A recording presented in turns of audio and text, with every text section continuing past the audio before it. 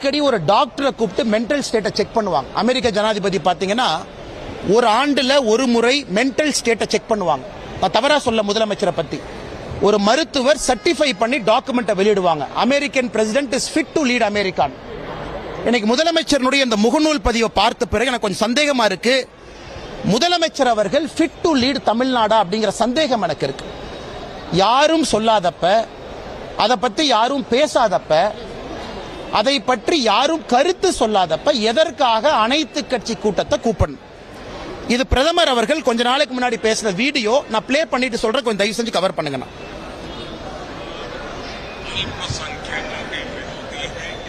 சரி, இதில் வீடியோ உங்களுக்கு ஷேர் பண்ணிடுறேன். இது நம்முடைய பாரத பிரதமர் நரேந்திர மோடி அவர்கள் சமீபத்தில் பேசும்போது என்ன சொல்றாங்கன்னா, காங்கிரஸ் தொகுதி மறுசீரமைப்பு பத்தி பேசுறாங்க. அந்த மாடல்ல மறுசீரமைச்சா தென்னிந்தியாவில் இருக்கக்கூடிய மாநிலத்திற்கு குறைந்தபட்சம் 100 சீட்டு காணாம போயிடும். அதை நான் ஏற்கவில்லை. இது பிரதமர் பேசுறார். நரேந்திர மோடி அவர்கள் ஆந்திரா தெலங்கானால பேசும்போது சொல்றாங்க. அந்த வீடியோவை நான் ஷேர் பண்றேன். காங்கிரஸ் மாடல் ஆஃப் டீலிமிட்டேஷன்ல 100 சீட்டு தென் மாநிலங்களுக்கு காணாம போயிடும். அதை நான் ஏற்றுக்கொள்ள மாட்டேன்.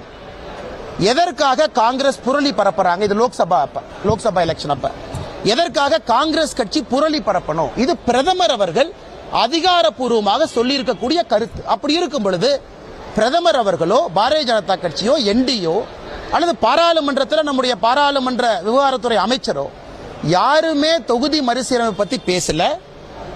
எதற்காக முதலமைச்சர் அந்த கபட நாடகத்தை அரங்கேற்றணும்? எதற்குனா அவர்கள் 3 மொழி கொள்கையிலே தோற்றுவிட்டார்கள். இப்ப மடை மாற்றணும். தமிழ்நாட்டில் பொதுமக்கள் யாருமே சப்போர்ட் பண்ணல டிஎம்கே. ஒரு 4 பேர் மட்டும் பெயிண்ட் டப்பாவை தூக்கிட்டு அங்கங்க சுத்திட்டு இருக்காங்க. அதுலயும் சங்கரன் கோயில்ல காமெடி என்னன்னா, அந்த பெயிண்ட் அடிக்க போனவங்களுக்கு ஹிந்தி இங்கிலீஷும் தெரியல, அவன் போய் இங்கிலீஷ பெயிண்ட் அடிக்கிறான். அதனாலதான் டிஎம்கே தொண்டர்களை சொல்றேன், தயவு செஞ்சு கொஞ்சம் ஸ்கூலுக்கு போய் படிச்சுட்டு வாங்க. இன்னொரு டிஎம்கே தொண்டர் சொல்றாரு, அண்ணா இங்கிலீஷ் மேல இருக்குன்னு இது, ஆனா ஹிந்தி மேல இருக்குன்னு இது இங்கிலீஷ். அதுக்கப்புறம் இங்கிலீஷ பெயிண்ட் அடிச்சுட்டு ஹிந்தி பெயிண்ட் அடிக்கிறாங்க. இதுதான் இன்னைக்கு டிஎம்கேல இந்த பெயிண்ட் டப்பாவை தூக்கக்கூடிய தொண்டர்களுடைய நிலைமை தான்.